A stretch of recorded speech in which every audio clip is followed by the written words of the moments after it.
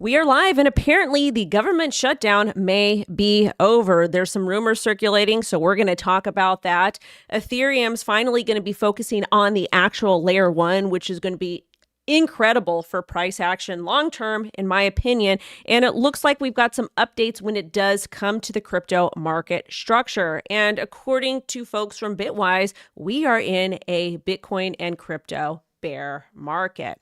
Welcome back to the O Show, everything crypto every day. I'm WendyO. Thank you guys so much for being here. Make sure to like, comment, subscribe, and of course, set alerts. And we're going to get into it because there is a lot to cover. First, thank you to our channel members. Thank you so much to Lawrence. Thank you so much for the $10 super chat. And no, I am not sleeping well.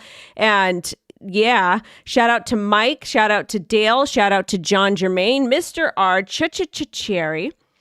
And who else? Legend and Mike and everybody else. Let's go ahead and get started because there's a lot to cover today. Another day. Crypto doesn't slow down despite of all the drama that's been happening. And also Bitcoin price action. It looks like we found some local support for now, but it's not looking that strong. Anyways, let's go ahead and get into it. So let's talk about what's going on at the White House, because again, this is incredibly important.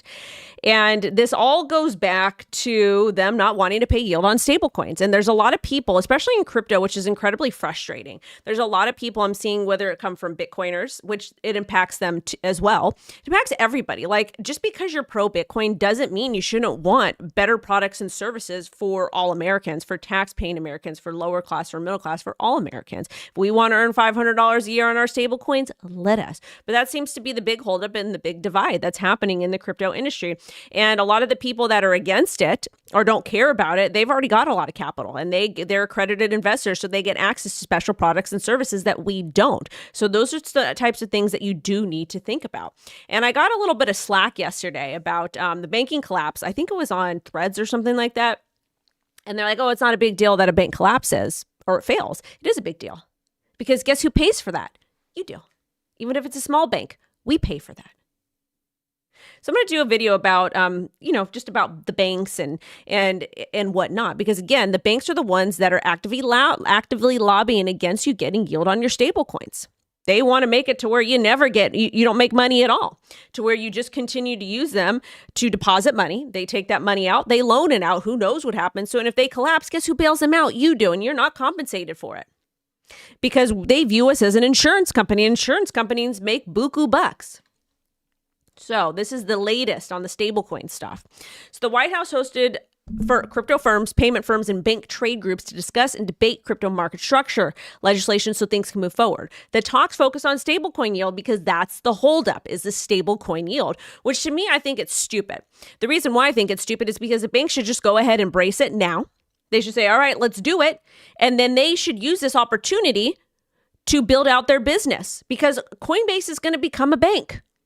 Kraken's going to become a bank. Everybody's going to be a bank. It is what it is. And they should take this opportunity and be like, you know what? We're a little bit late to the curve, but let's go ahead and figure out how we can make money off of it. Because they can still use DeFi protocols and earn 10%, pay you 5%, or however that works. And yes, there's more risk associated with it. Yield is the biggest sticking point in the Senate Banking Committee's version of the bill. During the meeting, crypto firms, including Coinbase, pushed specific details, solutions on yield. And again, Coinbase, it impacts their bottom line. This is why they're advocating for it. This is why they want yield on stablecoin, not because they care about retail, because it impacts the bottom line. And that's fine. I'll take it. Bank trade groups were rigid and avoided specifics. They offered no concrete compromises, and banks want to close the loophole that allows platforms to offer yield. Coinbase still hasn't budged, insisting that they be allowed to offer yield to users. And you know what? I applaud Brian Armstrong for this, and I applied Coinbase for this, because they're fighting not only for their bottom line, but for our right to be able to shop around and where we want to use our money, or where we want to deposit our money, okay? We should be able, like, this is America. We should be able to have the option of what bank we want to use, what traditional financial entity. For example, with the ETFs, if I want a BlackRock ETF, great. If I want a Vanguard ETF, great. I should be able to shop around. I shouldn't be constricted. I shouldn't be restricted when it comes to my money. And that's why Bitcoin is so important, because it allows you, Bitcoin and crypto, it allows you to hold on to your money. It allows you to make decisions based on what makes sense for you and your family. If you want to take additional risk, you should be able to. Now, with that being said, let's get in. There's some more stuff coming out. Where is it? Some preliminary color from sources in the room on the White House stablecoin meeting that just wrapped. So this is just basically a bunch of people that came in to kind of discuss it. So it lasted 2 hours and clear boundaries were laid out, reducing uncertainty on both sides. But the tone was constructive with no major conflicts regarding the stablecoin stuff. All right. So we've got folks from Bank Policy, ABA, which are actively lobbying against it, SoFi, Crypto Council, Cantor, Paxos, Crypto.com, Kraken, Ripple, all of it. Okay. All of it. Also, the White House set an end of February deadline for crypto and banks to strike a deal on yield. Without a resolution, the market structure bill likely won't pass this year. More meetings planned, but with a similar group. And this is terrifying, okay? Very, very, very, very terrifying if we don't get the crypto structure passed, all right? The reason why it's terrifying is because we got midterms coming up and we could, and maybe this is just going to keep getting kicked down the road to where we get an administration and that's not pro-crypto. And I know there's a lot of people that are pissed off at Trump and World Liberty Finance and all kinds of stuff. And that's fine. You could be. Was it the smartest move to do? No. But did he do it? Yes. Do we throw this big of a fit when Nancy Pelosi practiced insider trading or any of these other public servants, that Omar lady? There's a lot, and Liz Warren. A lot of these politicians are millionaires, multimillionaires, and their salaries don't support that. But they are sitting there and they're raking it up and they're making money. And that's not okay because they're the ones that are deciding on what we can and can't do with our money and our livelihoods. So they're going to need to push this through. But the problem is we might not get it to push through because of the banks, because the banks don't want a seat at the table. They don't want to deal with it. They're like, no, we're not doing it because it impacts their bottom line. And you know what? They should be scared. They definitely should be scared because when you take a look at how banks operate, and when you take a look at the law that was passed in 2020, the banks they're not required to hold any reserves. Of course, they don't want a bank run. Of course, they don't want you taking your money out and going elsewhere. They don't want that. They don't want you to have the choice. They don't want you to decide on what's best for you and your families. That's exactly what they're upset about.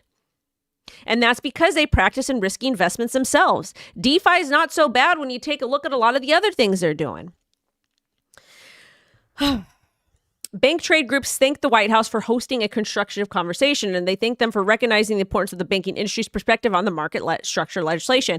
And they emphasize that any legislation must support local lending to families and small businesses. They said it drives economic growth. And you know what the craziest thing about that's so upsetting? They don't care about families because if they cared about families and affordability, they wouldn't be charging you a $15 overdraft fee. No, they wouldn't be doing that. They wouldn't charge you to have a checking account while they're taking and loaning your money out. If they wanted, and what do they mean loaning money to families? They don't loan money to small businesses. I don't know about you, but have you walked into a bank and tried to get a small business loan? It's next to impossible. They'll give you a credit card loan for 30%. That's okay, though. They don't care about small businesses. They don't care about families. They're lying. And God forbid you want to get yield on your stable coins. God forbid you want to make an extra $500 a year instead of $40. Like it's going to hurt their bottom line that bad. They're just lazy. So you know what? Bring yield into the market. Force them to be better because that's what non-corporate capitalism does. They stress they need to protect the safety and soundness of the financial system. The financial system is not sound. It's not. The fact that banks are required to hold zero in reserves, that doesn't sound safe and sound to me. And they're not required to show proof of reserves. Crypto exchanges do. Binance does. Kraken does. When we had the crypto contagion and all that other mess happening, they said, you know what? Let's go ahead and show proof of reserves. Let's do that. And it's all on chain and you can all verify. You can't do that with a bank.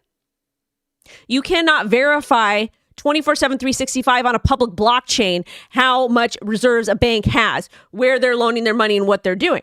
Now, crypto exchanges are not perfect. They're not they're not as transparent as we could be. We could be a lot more transparent. But at the end of the day, they're a lot more transparent than banks. And that says a lot. It really, really, really does. I think Binance was the first one to start with the proof of reserves after the crypto contagion. Either way, doesn't matter who it was. They took it upon themselves to do the right thing. And the banks don't want to do that because they don't want you to see their balance sheets and they don't want you to see their inner workings because it goes directly against what they're talking about with the stablecoin yield. So they are committed to continuing collaboration with lawmakers and they've got until February to do it. February. Okay. Got to make that for my next video I'm doing. I got a lot of media, a lot of calls today. I am just not in the mood for slowness. Now, top New York prosecutors target stablecoin firms profiting from fraud. And this is pretty interesting. This story is incredibly interesting. And the reason why it's interesting, because NYAG has always gone after Tether and everything else, okay? Always. There's always been an issue with it. Always, always, always. So New York's top prosecutor, Letitia James, and Manhattan's chief prosecutor, Alvin Bragg, warned the Genius Act could allow issuers to profit from stolen funds. They said Tether and Circle earned billions on interest on assets backing coins that are flagged as stolen. They said the lack of rules forcing frozen funds to be returned to the victims.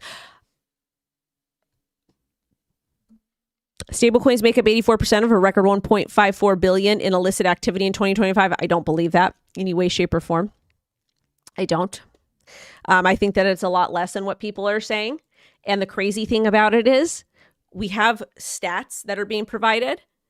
And the fact that these people are going after stablecoin companies when stablecoin companies are held to the very, very high standard of the law is crazy, because you can see things 24/7, 365. You can stop things 24/7, 365. You can claw back. You can do all kinds of things. You can figure out very easily where money's going and leaving, entering, moving around with stablecoins.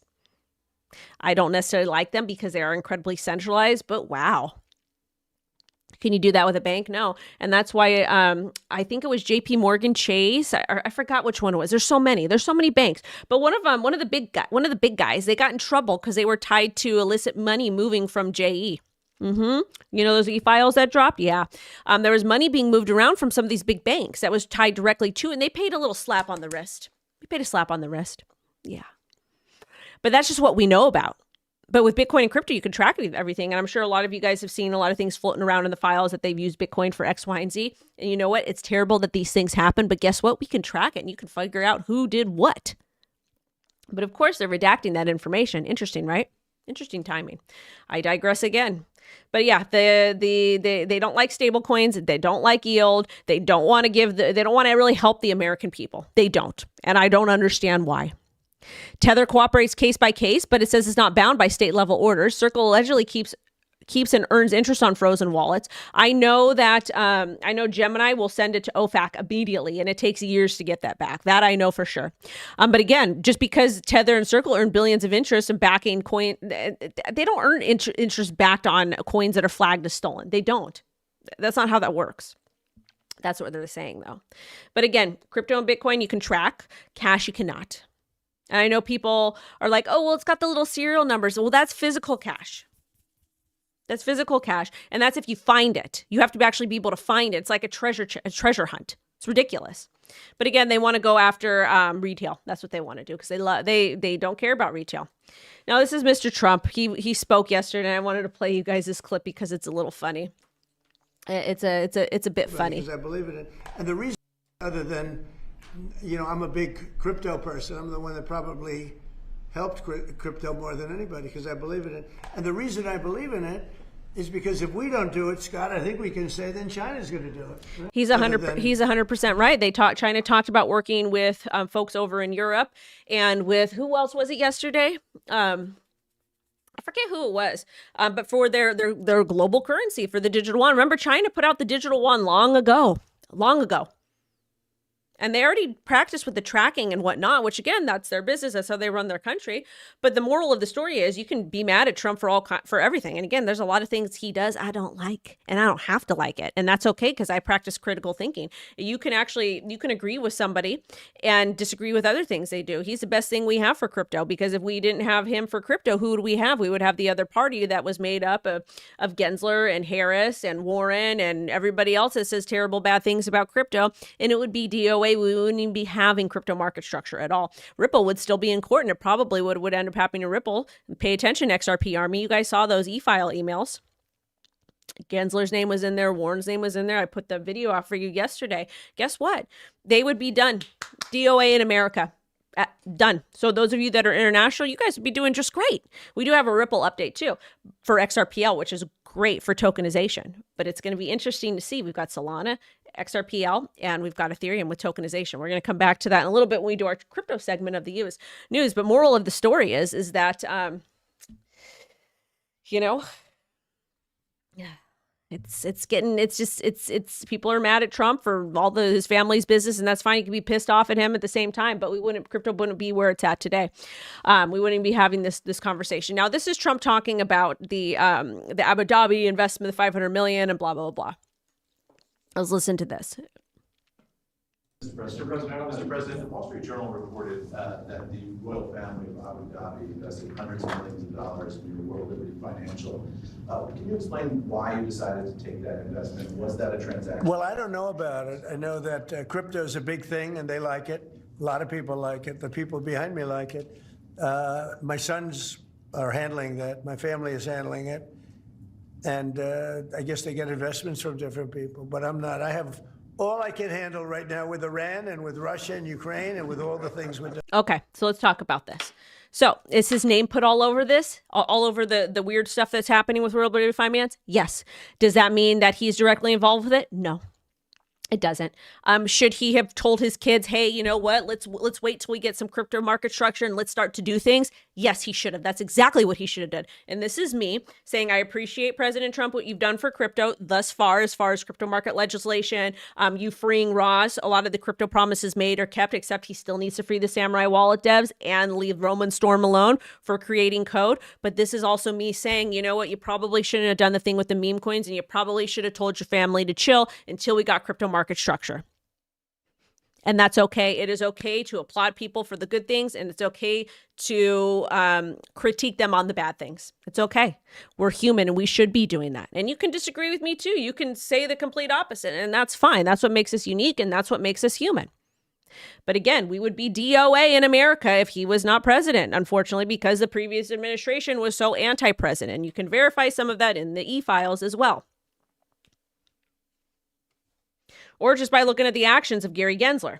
Now, take a quick look at the crypto markets right now, see what we're doing. I don't really have a lot for you guys on this. We're in the red. We're not looking great right now. And that's probably because Bitcoin is dropping. It's dropping. Let me take a look at our support area over here. Yep. Not looking good any way, shape, or form. All right. Yep. We finally broke down below support here at $74,000, and we probably will hit $68,000. We are not looking good at all. The good thing is $68,000 is going to be the EMA 200 support. One of the things I want to remind you again, and you guys cannot see because of the way I have the screen.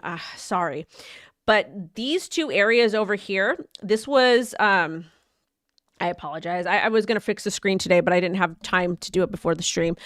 So these candle drops on the weekly, June 2022, and we also have March of 2023. So for about, 207 days, about 9 months, we traded below the EMA 200. And it was a really nasty time in crypto. Really, really, really nasty time. We might do that again. But the good thing is this doesn't happen forever. It's not going to happen forever. It's not going to sustain forever. Now, when we take a look over here, we had similar price action that happened November 2018 to April of hold on, I'm sorry, I'm overstimulated right now. This happened again this happened previously over here, November 2018 to April of 2019. We stayed below the EMA 200 on the weekly. Again, these are not the end all be alls. These are not going to be I'm not calling any of this type. I'm just using these as a guide. It's kind of like fractal based technical analysis, but I'm just showing you kind of how these cycles work a little bit. So as of right now, it does look like we're going to continue to drop and probably trade underneath the EMA 200 for about a year. And that kind of aligns up with what Matt Hougan, I believe that's his name, from, where is it? I'm sorry, you guys, I'm a bit of a mess today. I'm a bit of a mess over here. Bitwise CIO Matt says crypto has been full-blown winter since early 2025, masked by institutional flows, but the worst is likely near an end. And I agree with him. I agree with him now. And I know a lot of you guys like to say you're a terrible trader and you're this and you're that, blah, blah, blah. I don't give price targets anymore. I don't do live trading. I don't do price targets anymore. I don't like to call bull market or bear market because it's not worth it. I've called the top. I've sold the top before, I think within 3 months of it. And it's just not worth it. It's not with all the stress. So moral of the story is that narrative does check out, is that we could have been in a bear market since 2025. Going back to the charts really quick and stick around. We've got some really good XRP news. I'll explain this in a second. We got some XRP news, Ethereum news, all kinds of stuff. So he says early 2025. Where was that? I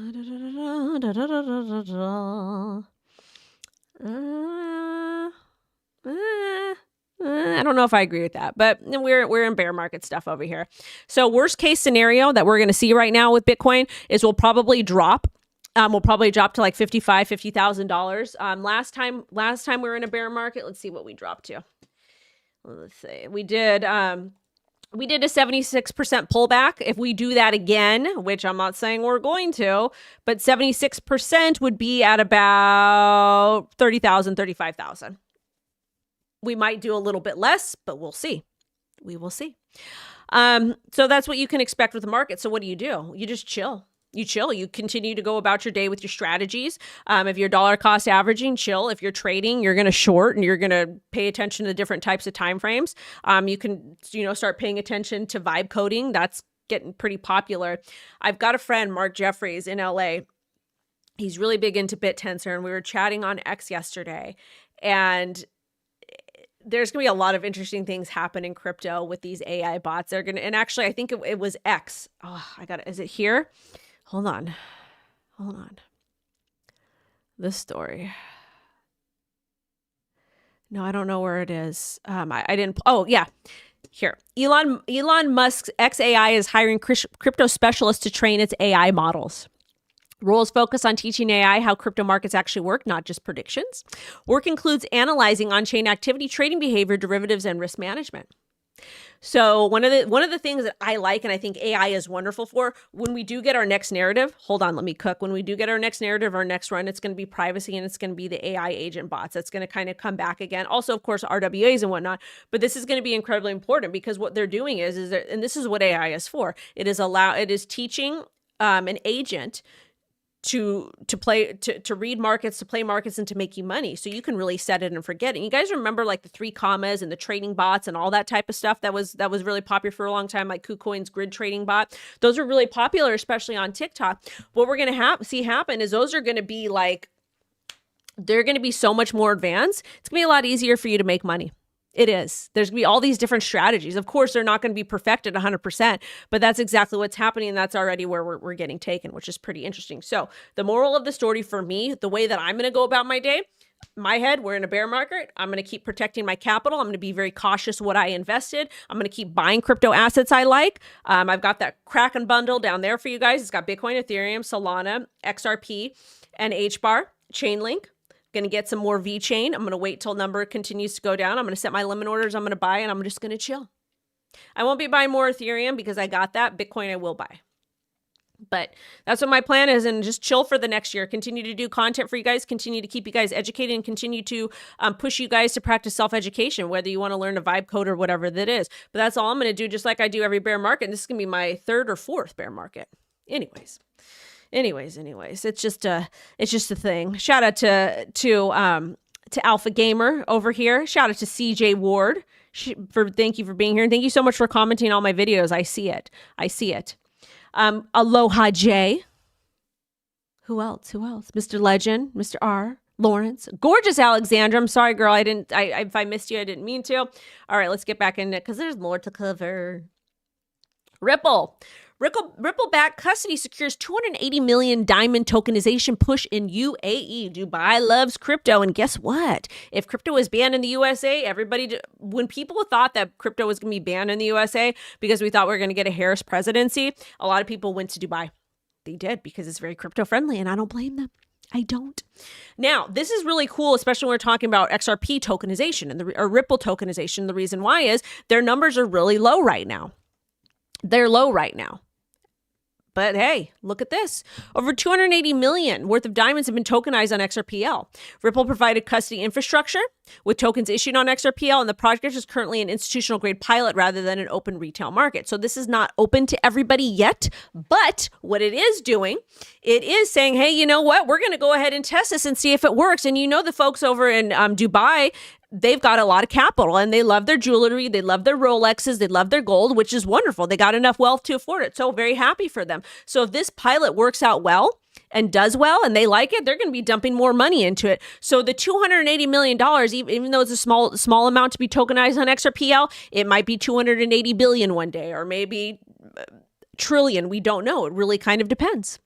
So this is positive. Again, now, most of you guys know we are partnered with VeChain, and the way our partnership works is that I run a node with them. And one of the reasons why I run a node with them is that I get to donate 10% of my profits that I make from my node to the self-care lab out of Montclair, California. For those of you that have been following me for a very long time, I've been the self-care lab is a boxing gym that was originally out of Pomona, California. They service our inner city youth, and the way that works is that our youth comes in, they do grade checks. Sometimes we provide lunches and like different types of resources, but the owner, Miss Nita, uses boxing as a form of mental health therapy for our inner city youth and our adults. Boxing has been one of the best forms of therapy for myself. I've been boxing since I've been 16 years old. It's been a long time, and it's really been the only thing that's helped me mentally. And I went in to see Miss Nita, and I started boxing there. I learned more about what she did, and we've been big donors. The entire O Army has been big donors to the self-care lab. I know there's a lot of drama right now with the nonprofits and everything that's happening and all the fraud. I can call her 24/7, 365 and say, can I see your financials? And she'll show them. She does not get I think she gets very, very minimal funding from the state, from the federal, from all of it, because they're a legitimate nonprofit. So we donate 10% to them, and we need to help them get a gym so they can fit a boxing gym in there. So that's why we've partnered with VeChain. So you guys need to check them out. And if you got VeChain and you want to stake it, be part of the validator, the link's down below. And the reason why is because I get to give 10% to them. And I was supposed to see her last month to cut a check. I'm going to go. It's going to be this month. It's been hectic. But anyways, they've got their V World Super app. So if you're a fan of VET, it's a hub for all your VET, #VET needs. It's a wallet designed to make Web3 easy, engaging, and rewarding. You get to manage tokens, stake, access real-world use cases across VBetter ecosystem. So you could go ahead and stake with my thingamabobber, I think, directly through there. And VBetter is a Web3 network focused on real-world impact, rewarding users for sustainable actions and practical digital activities. And if you guys are interested, the link's going to be down below. So, and I know we got people that drop off anytime I do a sponsorship, but you know what? That's how I get paid. Not only is it how I get paid, but it's how we do good for other people.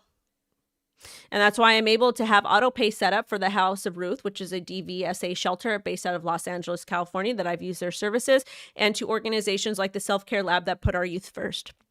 I've been donating to both since 2020. House of Ruth gets a weekly check. Self-Care Lab gets a little bit more differently because it works a little bit differently. We donate a lot more to them. But anyways, thank you guys so much. Now let's talk about Metamask. Metamask integrates Ondo to offer 200 plus tokenized US stocks inside crypto wallet. One of the things I like about Ondo is they're so unproblematic. Like they're just like, we're just going to build. We're going to build. We don't want drama with anybody. We're not starting drama on the feed. We're not doing any of it. We just want to build. That's exactly what they want to do. They're just unproblematic. And shout out to them for them offering 200 plus tokenized US stocks inside a crypto wallet. This is RWAs. That's exactly what this is, and it's moving the industry forward. Quick Cardano news. This came yesterday. We didn't get a chance to cover it, but Cardano secured a 70 billion liquidity injection that finally solves the network's biggest missing piece for investors, USDCX, okay? And that is going to be the stablecoin, and it's for competitive pricing, deeper lending markets in the DeFi sector. Again, DeFi is incredibly important. Charles H., which I am getting him on the show, I think it's going to be this month or next month, I forgot, says we now have access to Circle's network, Circle's protocol, Circle's technology, and the great liquidity of Circle network as a whole, and the added privacy benefits of USDCX and all the technologies therein. This is good because you need stable coins for DeFi. In addition to that, this is Cardano based. So they're continuing to build, and we like that. Now, Ethereum L2s outpace Ethereum by 900%. This came out, but Vitalik said, well, we've had some discussions on the ongoing role of layer 2s in the Ethereum ecosystem. So they're going to be focusing on layer 1s. All right. These are the key points for you guys. Make sure to smash a like and share this. But this is going to be the key points of this long thread because Vitalik likes to talk. He's a chatty guy with the keyboard. Because layer 1 is scaling and layer 2 decentralization has lagged, the original versions of layer 2s no longer make sense and a new path is needed. Ethereum no longer needs layer 2s as branded shards to scale. Many layer 2s can't or won't meet full trust minimized requirements, and layer 2 should focus on differentiated value rate, clear interoperability with Ethereum. So the tables have turned. They have turned. The reason why they have turned is because guess what? Vitalik said, the foundation. Personally, I think we had big money come in like BlackRock, and they're like, you know what? We need to scale this. We need to get all this tokenization, all this stuff done so that Ethereum could continue to be Wall Street's chosen one. That's exactly what I think happened here. So I feel like there's people over the foundation that were a little bit more business savvy than Vitalik, and that's not a bad thing. He's a very intelligent man, but a little bit more business savvy, and they got the communication skills. They're like, hey, we need to fix this. So I think this was a long time coming, and this, as an Ethereum holder, this makes me very, very happy because they're now going to be focusing on the layer 1 instead of the layer 2s, and a lot of the building and a lot of the upgrades and the EIPs were focused on the layer 2s, and we don't really need a layer 2 because nobody wants to use that crap. We want to use layer 1s. I hate layer 2s. I really, really hate them because they're just, I don't want to do that extra step. If it's not like, if it takes me an extra 2 seconds to do, I don't want to do it. Why don't I want to do it? Because I have a little person running around that sometimes, and that's what the picture was earlier on X. Mommy, there's a bug in the shower. Can you come kill it? So I had to do that this morning. Those of you that know me know I'm absolutely terrified of spiders and bugs. All of it. This was me this morning.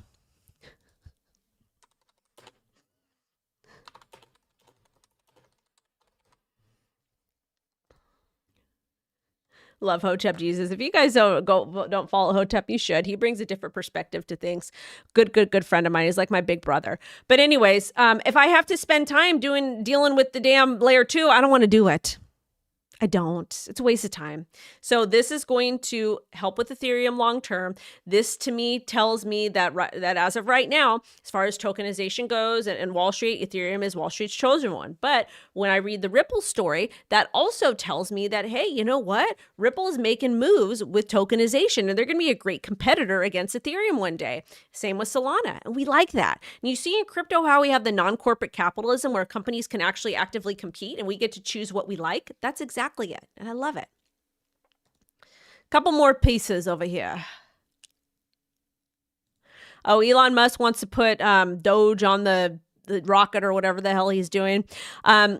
This is very important that I want to bring to you, okay? So Eric B says the boomers stepped up and bought $500 million of Bitcoin ETFs. That said, year-to-date flows are still negative. But I love that he says the good fellas, this is the bad time. That said, if you traveled back to only 3 years and told a coiner that Bitcoin would be 78,000 and ETFs would have 100 billion, they'd probably be like, F yeah, that's because a 240% return and 50% and. Again, people, in my opinion, still underrate just how ridiculous 2023 and 2024 was. 464% is almost unnatural. Narrative still catching up. So what happened? Boomers stepped in and they bought. So people that sold, it's not really the institutions. Well, it could be the hedge funds, whoever's buying, but they came in and they bought. And that's because they know Bitcoin's down, numbers going down. We buy when we see red, and then we sell when we see green. We buy low, we sell high. That's exactly what's happening. So you know what? If Bitcoin was going to zero and all the FUD that you guys are, all this, the really stupid information online, the misinformation about the e-files and Bitcoin, blah, blah, blah, blah, blah, if all of that was true, you think these people would still be buying? No, they wouldn't. Bitcoin's not going to zero. Crypto's not going to zero. Some crypto projects will go to zero, but they're fine. Anyways, some other stuff. That's Bitcoin spot ETFs. Buyers of spot ETFs paid an average of $84,000 per Bitcoin. Current price is $78,500. The really cool thing, really cool thing. First off, he's saying these are longer term allocators. But the great thing about being in crypto and knowing how this works is you don't have to get an ETF. You don't have to. You can just buy it And then you can go ahead and practice self-custody and put it on your Arculus wallet, which if you guys want self-custody and you guys are mature enough to do that yourselves, we've got the Arculus ref link. I think it's code WendyO or Wendy20. It's down in the description. You get 20% off and you can self-custody. And again, the cool thing about that is we don't need the ETFs, okay? We don't need the ETFs and pay $84,000 per Bitcoin. We can just buy one Bitcoin at $78,000. And right now at the current price, we're at $74,000. You just save yourself $4,000. You see how that works? Yeah. All right. So we talked about the government fund, the shutdown and that type of stuff. So that's going to be coming to a close soon. We'll have more on that for you guys soon. But I got to go. I've got a plethora of phone calls today. I got plethora of phone calls. What else do I got to do? I got to do the media free. Actually, I have a lot of media pieces, like 5 or 6 today. But anyways, I'm sending you guys love and light. Thank you so much for watching. Thank you so much for subscribing. Shout out to all the channel members. And and thank you so much to Music for $9.99 for the super chat. I greatly, greatly appreciate it. Thank you guys again, and Cherry and all kinds of stuff. And yeah, I'll catch you guys soon, but I got to go. I got to figure out what I got to do next, what my next move is. Bye, babies. Thank you.